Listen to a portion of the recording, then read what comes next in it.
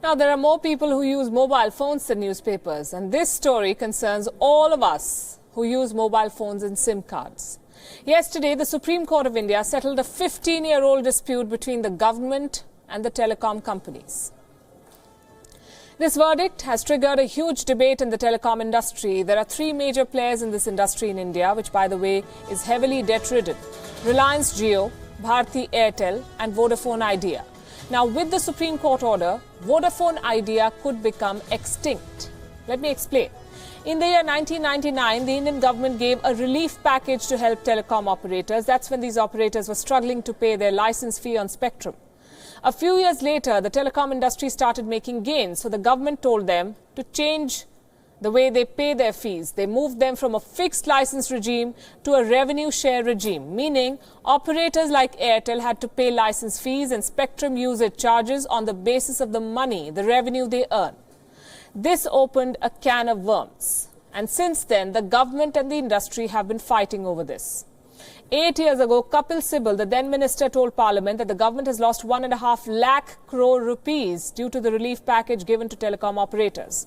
The dispute continued and the health of the telecom industry continued to worsen. Now, the Supreme Court has said that operators like Airtel and Vodafone Idea have to pay this fees. Not just the fees, they have to pay it with interest and with a penalty. And that's a lot of money, as you can see. It comes to more than 92,000 crore rupees in dues. And the industry is already in loss and debt. I cannot overemphasize this. Besides, the interest on penalty is more than the penalty itself. So Vodafone Idea and Airtel are facing a crisis.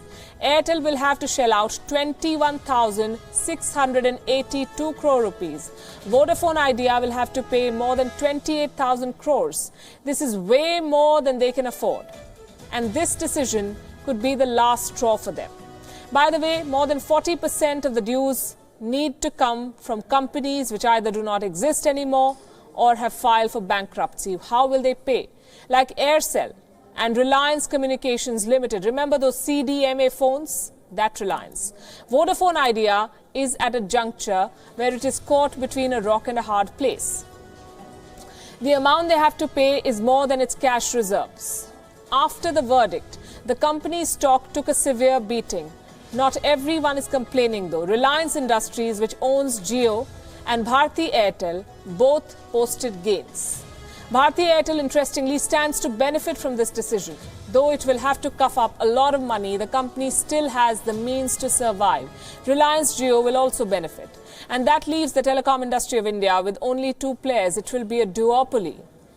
Now, experts say that this will hurt the industry. It will hurt the fundraising capability of companies. It could hurt the government's Digital India plans. It could also leave Reliance Jio as the only company to steer the 5G transition. Remember, less competition is bad news for all businesses in all markets. So how does it affect you, the customer? It will not affect you immediately, but your bill may go up in the long term. Reliance Jio and Bharti Airtel will have more control of the market. They will dictate terms. Perhaps the era of predatory pricing is coming to an end. So the question is this now. What does the government stand to gain from all this? A lot of money, yes. But what about the future of an industry that contributes more than 6% to the national GDP? Remember, Bharti Airtel and Vodafone Idea are big companies, and together they provide services to more than 60 crore people. They provide jobs. What about the unintended consequences of this order? Is the government trying to use this money to revive BSNL and MTNL? Are some companies, these are two companies, in fact, on their way to bankruptcy, some say, shouldn't the Department of Telecom sit with the operators to chart out a more pragmatic way of collecting dues? Will this order not hurt banks further? The telecom sector's collective exposure to banks stands at more than 1 lakh crore rupees. And this is not limited to PSU banks. Private banks will also be affected. Will this order destroy the industry? I'm afraid I still don't have the answers yet.